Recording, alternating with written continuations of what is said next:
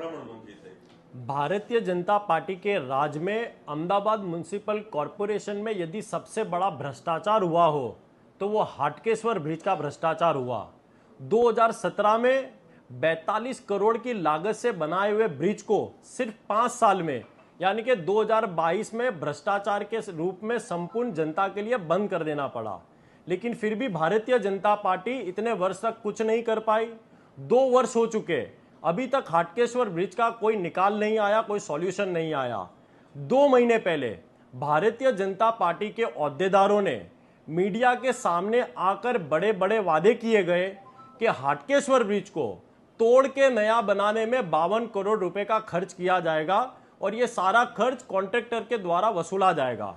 लेकिन सबसे बड़ी बात तो यह है और चौंकाने वाली बात तो यह है कि 2 महीने पहले एक तरफ भारतीय जनता पार्टी के नेता 52 करोड़ रुपए में ब्रिज को तोड़कर नया बनाने का वादा करते हैं, लेकिन अब ब्रिज का कॉस्ट 118 करोड़ रुपए हो चुका है। यानी कि अब हाटकेश्वर ब्रिज को तोड़कर नया बनाने में 118 करोड़ रुपए का खर्च होने वाला है। सबसे बड़ा सवाल तो यह उठता है कि 2 महीने पहले भारतीय जनता पार्टी के नेता मीडिया के समक्ष और ट्विटर पे आकर कांग्रेस को लायर गैंग घोषित कर रहे थे कि हाटकेश्वर ब्रिज को 52 करोड़ में हम तोड़कर नया बनाएंगे।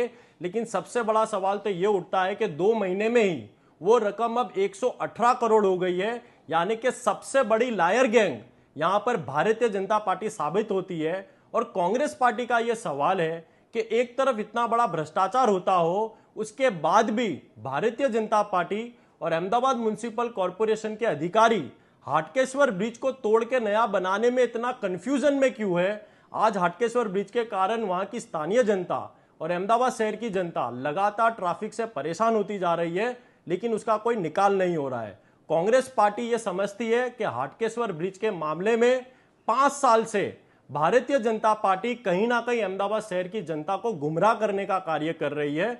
और कांग्रेस पार्टी यह भी मांग करती है कि जल्द से जल्द हाटकेश्वर ब्रिज का सॉल्यूशन लाया जाए, उस भ्रष्टाचारी ब्रिज को तोड़कर जल्द से जल्द नया बना जाए और उसका खर्च उस कॉन्ट्रैक्टर से वसूला जाए और कम से कम खर्च में उस ब्रिज का फिर से निर्माण किया जाए।